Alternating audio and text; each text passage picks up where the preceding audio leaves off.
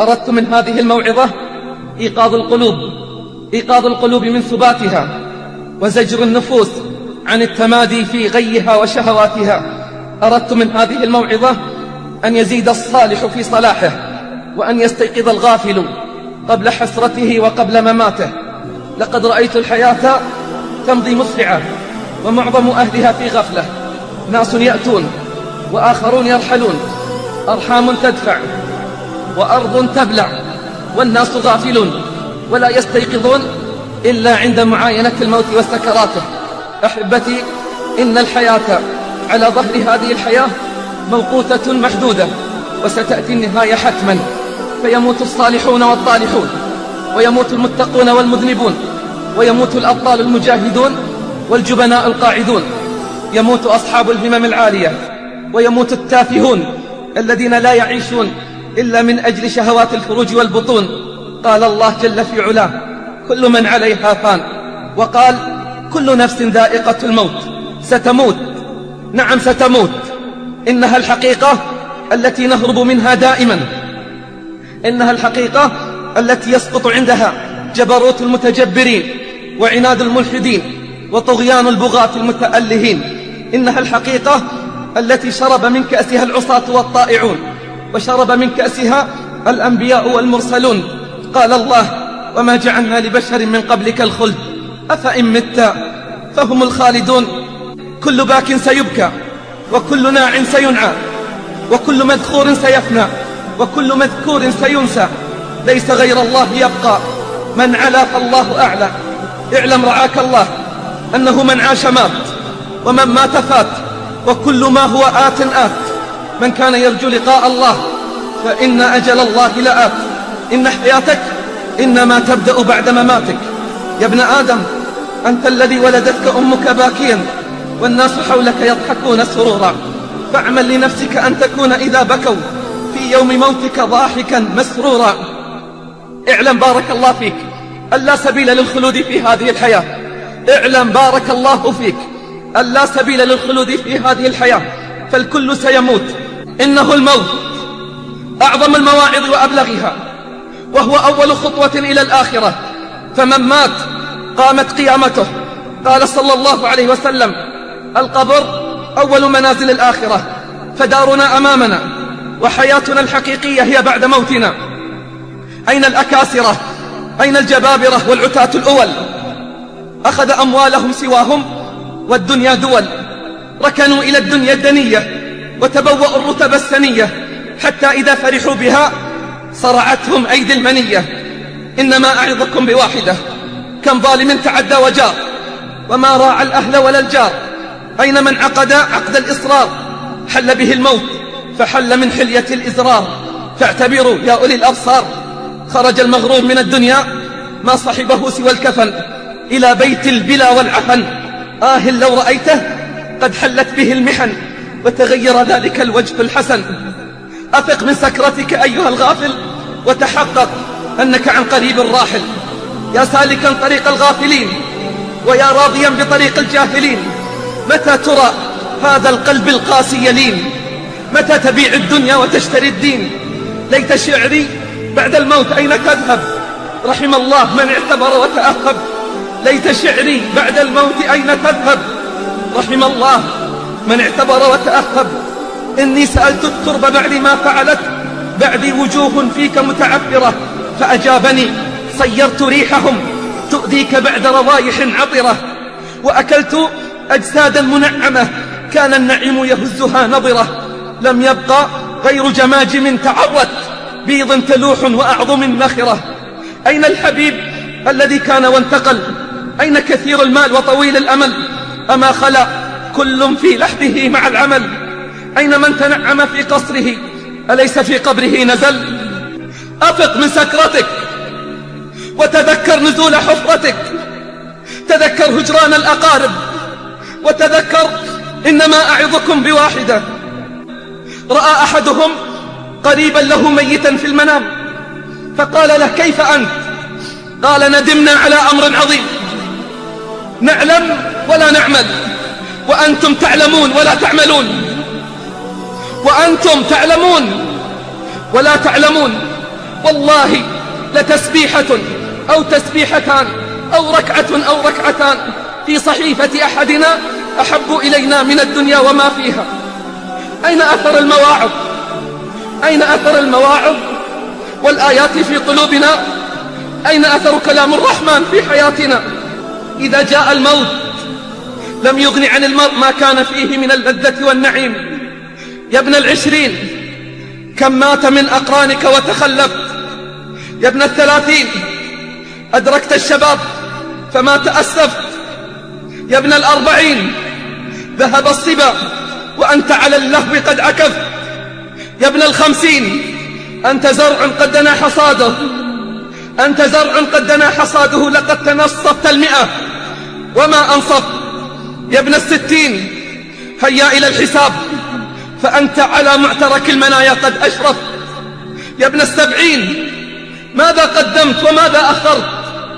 يا ابن 80 لا عذر لك فقد أعذرت. والله وأقسم بالله من حمل نعشا اليوم سيأتي يوم ويحمل هو على الأكتاف. ومن دخل المقبرة زائرا سيدخل يوما ولن يخرج منها. ومن عاد إلى بيته اليوم سيأتي يوم ولن يعود. تفكروا أحبتي وتيقنوا، تفكروا أحبتي وتيقنوا أن الموت حق لا بد منه. أن الموت حق لا بد منه. أن الموت حق لا بد منه.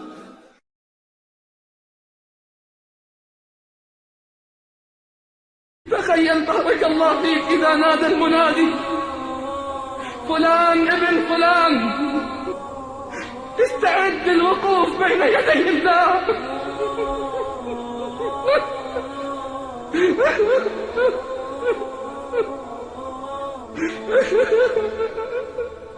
كيف وقد قادتك الزبانية من بين الصفوف مطاطئ الرأس لا تدري إلى أين يؤخذ بك، إلى جنة أم إلى نار. يقول يا ليتني قدمت لحياتي. ينادي الجبار يا آدم فيقول لبيك ربي وسعديك والخير كله إليك. يا آدم أخرج بعث النار. يا آدم أخرج بعث النار. فيقول يا ربي وما بعث النار؟ فيقول من كل 1999 إلى النار وواحدا إلى الجنة. قال صلى الله عليه وسلم فحينها تذهل كل مرضعة عما أرضعت وتضع كل ذات حمل حملها وترى الناس سكارى وما هم بسكارى ولكن عذاب الله شديد. وترى الناس سكارى وما هم بسكارى ولكن عذاب الله شديد. اقترب للناس حسابهم وهم في غفلة معرضون. تخيل إذا نودي باسمك وقيل فلان ابن فلان استعد للوقوف بين يدي الله فقادتك الزبانية بين الصفوف مطأطئ الرأس واجف القلب خاشع البصر. قال ابن عمر رضي الله عنه يدني الله العبد منه يوم القيامة حتى يضع عليه كنفه يعني ستره ثم يقدره بذنوبه. يقول فلان أتذكر يوم كذا وكذا، أتذكر يوم كذا وكذا. أما من تاب وآمن، أما من لقي الله بقلب منيب،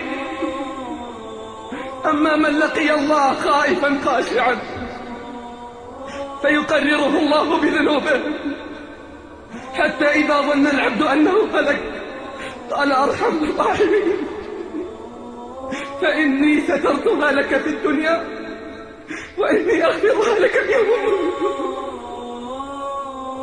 فإني سترتها لك في الدنيا وإني أغفرها لك اليوم.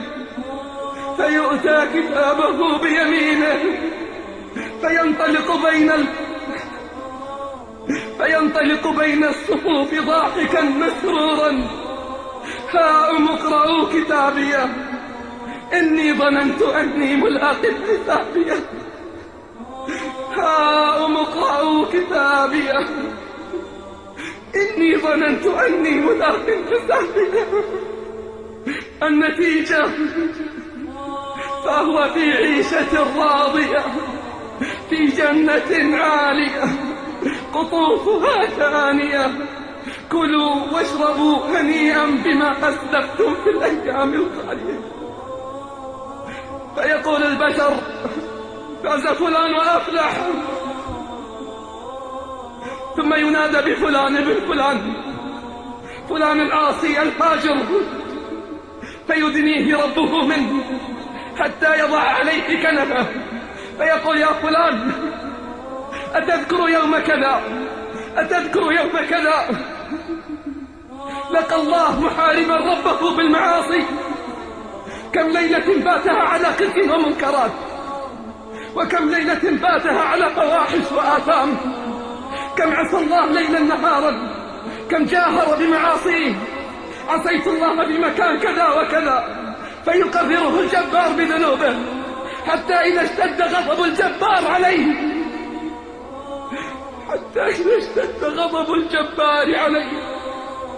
قال: يا ملائكتي خذوه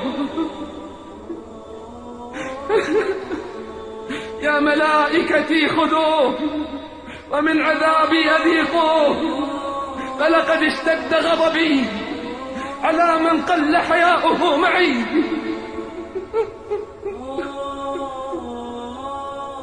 فيؤتى الكتاب بشماله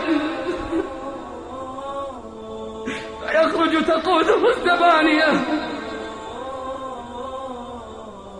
مقيدا بالسلاسل والحديد، يسوقونه على وجهه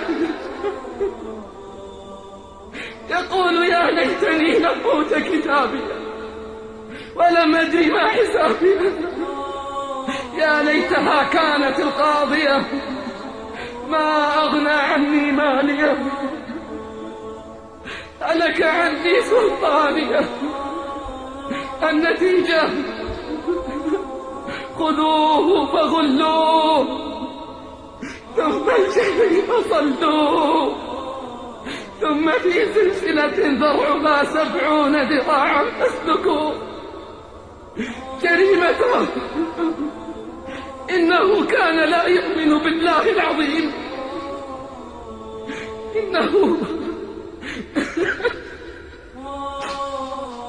إنه كان لا يؤمن بالله العظيم ولا يحض على طعام المسكين، فليس له اليوم هاهنا حميم ولا طعام إلا من غسلين،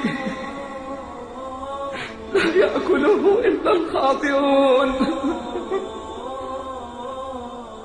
فلا أقسم برب المشارق والمغارب إنا لقادرون على أن نبدل خيرا منهم وما نحن بمسبوقين.